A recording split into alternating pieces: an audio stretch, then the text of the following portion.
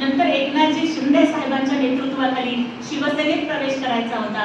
साहेब मुख्यमंत्री होते आणि मला त्यांच्याशी थेट बोलता आलं. मी साहेबांना म्हटलं की साहेब तुमच्यामध्ये आदळ आहे पण शिवसेना हिंदुत्ववादी पक्ष आहे आणि मी ते जयवी म्हटल्याशिवाय जगू शकत नाही.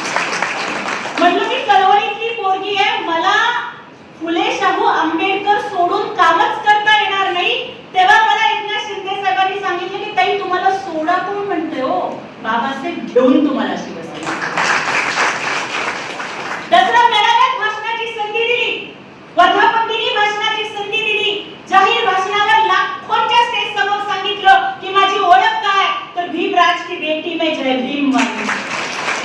अनेक लोकांनी त्यानंतर सांगितलं, भेटून फोन करून म्हणाले ताई राजकारणात स्वतःची जात एवढ्या जाहीरपणे सांगायची नसते, अडचणी सगळे.